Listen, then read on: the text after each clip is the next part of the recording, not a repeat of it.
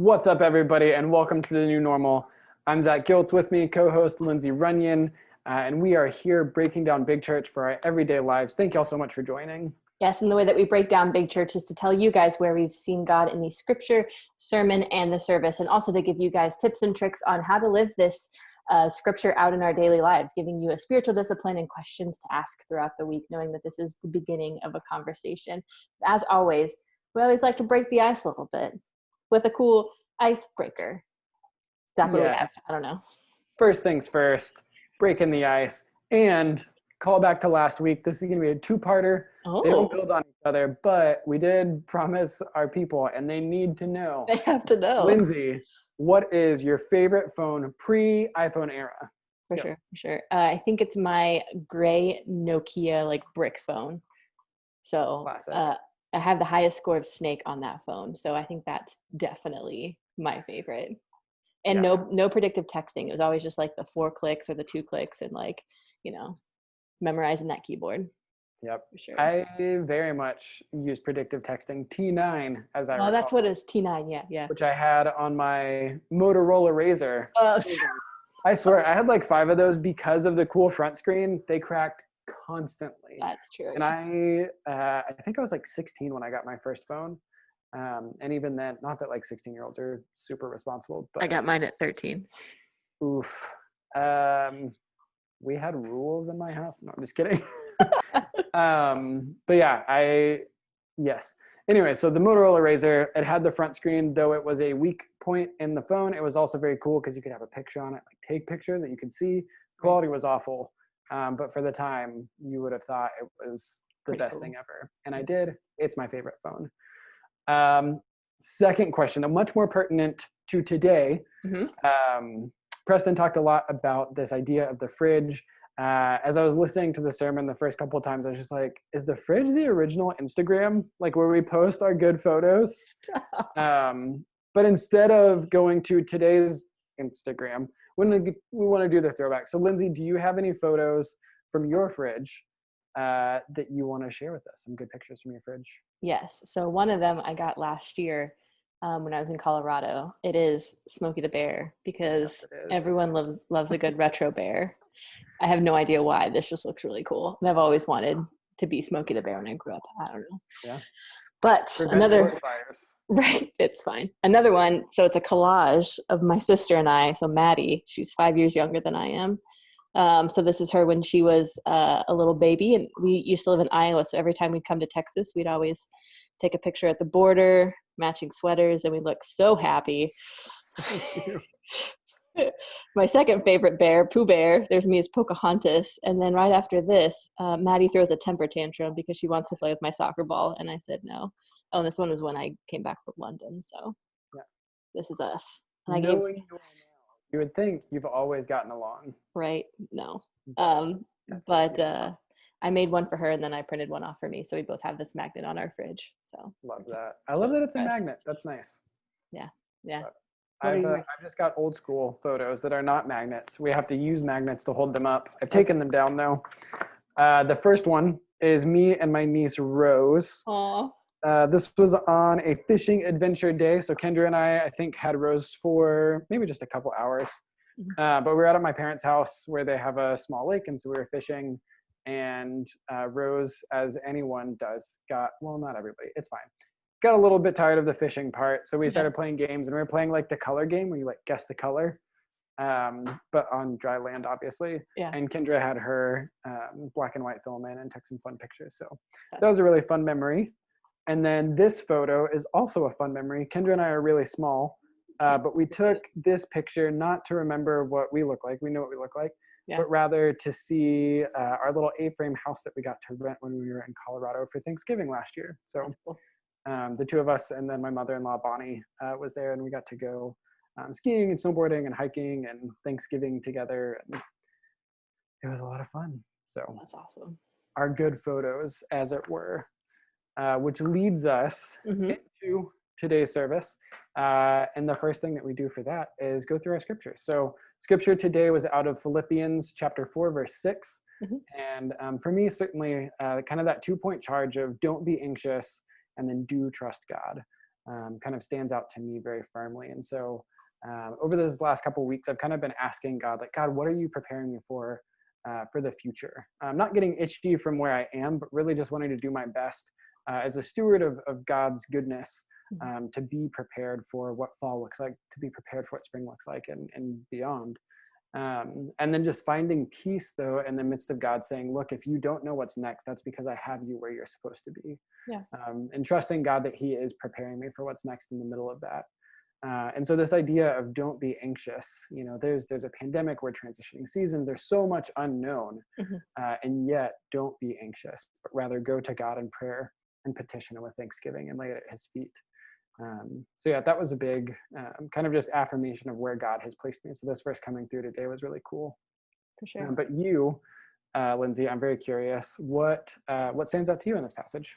Yeah, for me, it was actually just the context of this passage. So when we're in Philippians, we're in the town of Philippi, which is guarded by all the Roman Empire, essentially. And we come to Paul, who is already in prison, telling people, do not be anxious, but come in prayer and supplication. So it's not just somebody on their high horse being like, stop worrying, everyone. Like, no, he's in like deep knee in the trenches, Guys, like with everyone. Fine. Right? Just calm down, okay? Like, no, he's about to die because he's in prison. But if you continue to read Philippians 2, and even 3, you kind of see what's happening. So the fact that Paul has to talk about, be obedient to Christ, and this is who Christ is. So there's so many false teachers within Christianity at the time. No one knew who to turn to, and obviously all the external pressures of the Roman Empire. So Philippi was just in chaos. And so for these words to kind of ring true to Paul and to everyone in that city, I think it's just really cool to see just the context and the depth that this has. It's not just one of those cool things that we just quote to ourselves and be like, everything's all right. It's like, no, like this came at a pretty crucial time, and has a lot of weight to its words. So that's what really stood out to me. And I think Preston really captured that in his sermon, of just understanding that roller coaster and those like crazy moments, or we think those bad moments, don't necessarily define us, but where we're actually looking for the good, those good photos on our wall, knowing that yes, bad things may shape our course, those bad grades, but how can we really see the fun and the joy that God has for us, knowing that that'll help us through and just persevere through these times.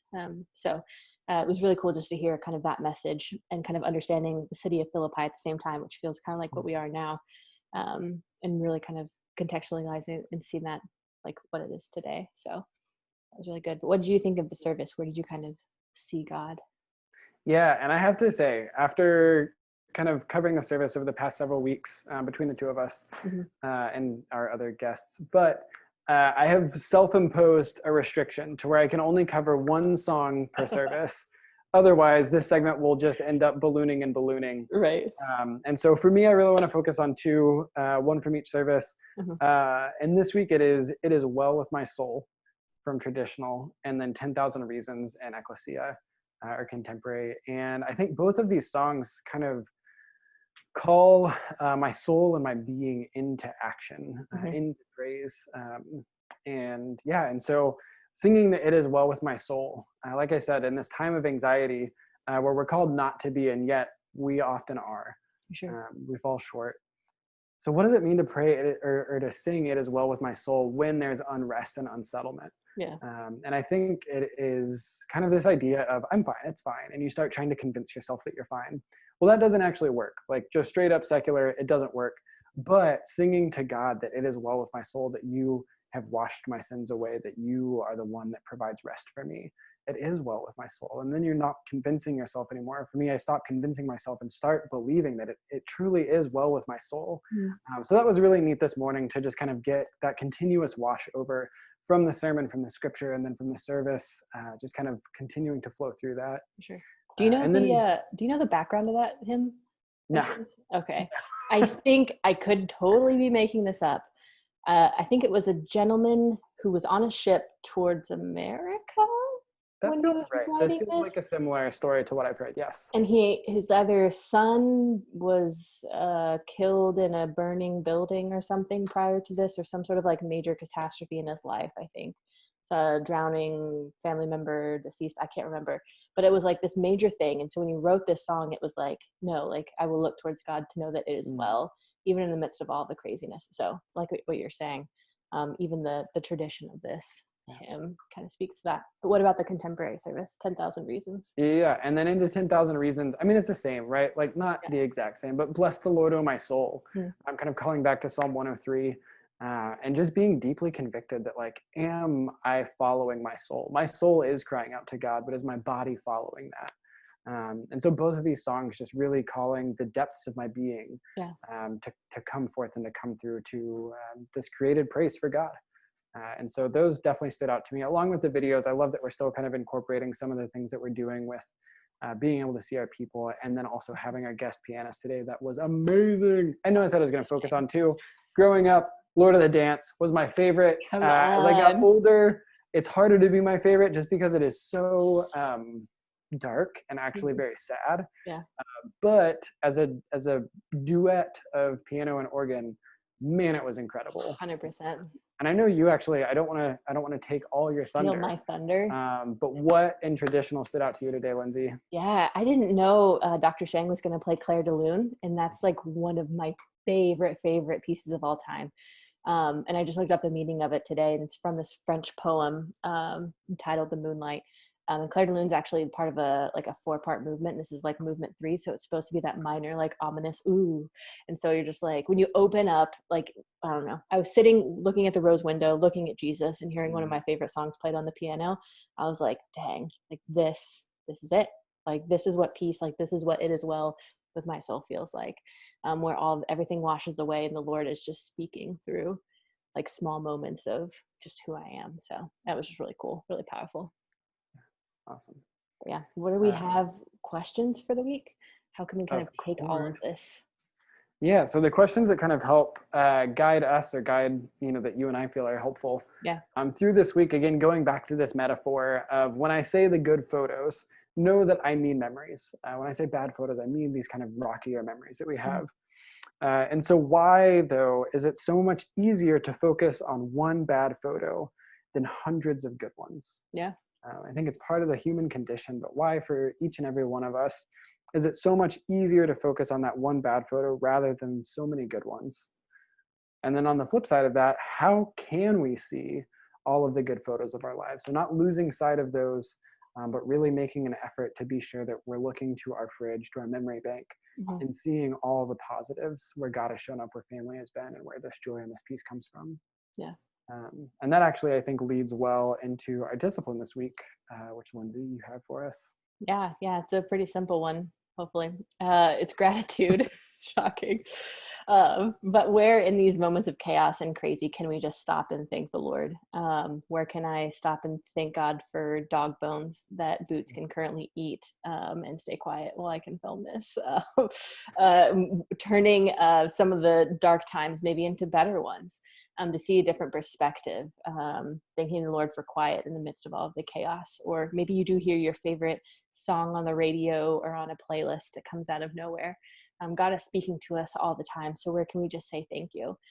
Even when it's hard, even when we see maybe all bad photos around us, where can we see that light of good to know that He's always with us and always speaking? So gratitude is our big one. And I'd say for me, focusing on gratitude in the presence is incredibly important. For sure. But just like you said, some of these photos that used to be bad ones, when we see where God was carrying us through it, can become kind of good photos. Kendra constantly reminds me that strength and growth comes in the valley. And so where can we look back, not just being present for today, which we should be, but being thankful and having gratitude for where God has been so transformative, even in the midst of these hard times. For sure. Which many of us are in now. So maybe in 5 years from now, you can look back and be thankful for this time. But certainly.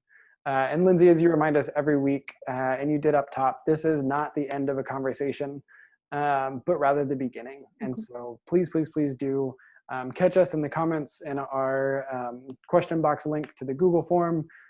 Call us, text us, group me, however you can get in touch with us. And if you don't have any association with us, or you have your own community that you'd rather process all this with, do that. So do that.